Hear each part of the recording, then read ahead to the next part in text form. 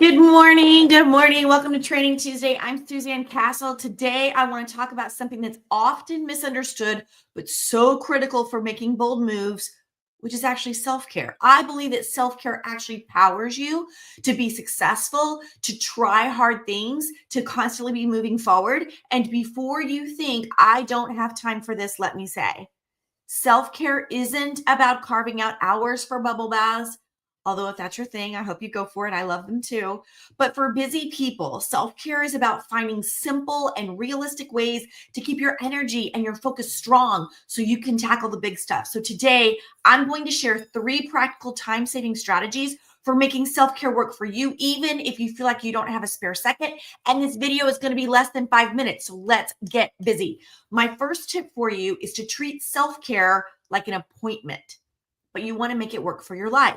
You have to schedule self-care in micro moments. And I get it. Your calendar is packed, so is mine. And finding an hour might seem impossible. So instead of thinking about these big chunks of time, driving, getting massage, driving home, instead I'm focusing on micro moments. And here's how to do that. You look at your day and you identify these small gaps. So it could be waiting in line for something. If you're a kid Sherpa sitting in the carpool line, maybe 5 minutes before your next meeting. And in those moments, you do something that recharges you. So deep breathing, stretch real quick, jot down one thing you're grateful for. This is a way to schedule that self-care in, even in the busiest of schedules. So what I want you to do is do an action step. I'm going to give you 3 of this. Action step number 1, grab your phone after this video, set a 2-minute reminder for a self-care moment tomorrow. Just 2 minutes will make a difference. Trust me.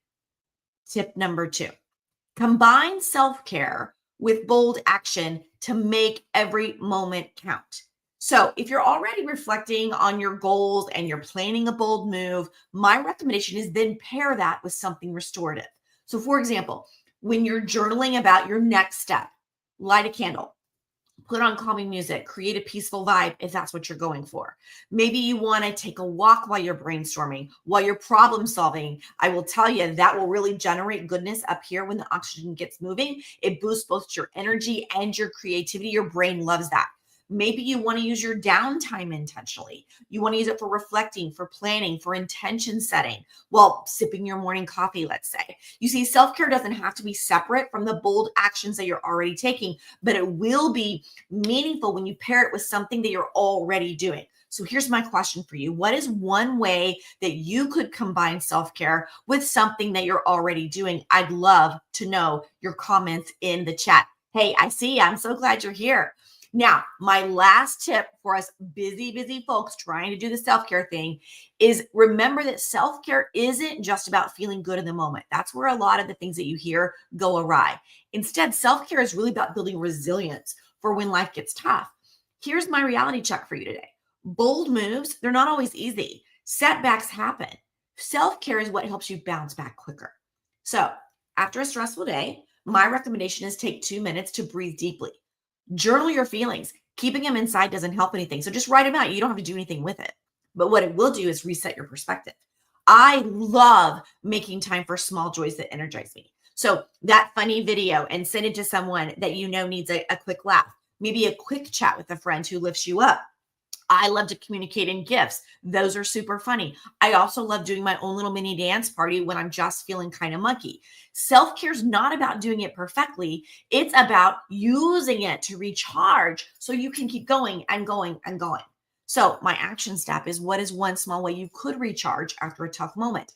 I like to keep a list of that before I need it, because when I'm tough and stuff is gross and I'm feeling like a failure, to really ask myself what I could be doing doesn't work. So you want to prepare for those moments. So keep a list in your phone, have things ready to go so that you can actually do that. Hey, happy Thanksgiving to you. And when you're doing things like this, it really will inspire others and your own self. Okay, so here's my recap real quick.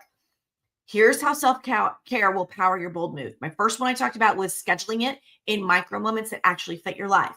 Then pair self-care with bold actions for double the impact. And finally, use it to build resilience to bounce back stronger. I do want to hear from you. I read and respond to all these comments. Which tip feels most doable for your busy day? Share it in the comments. Tag someone who could use a reminder to prioritize themselves today. I'm here every Tuesday for Training Tuesday, giving you life and business foundations in 5 minutes or less. Remember, bold moves need a strong foundation, and it all starts with you. Thanks for spending a few moments with me today. Let's keep showing up for ourselves and our dreams. I'll see you next time.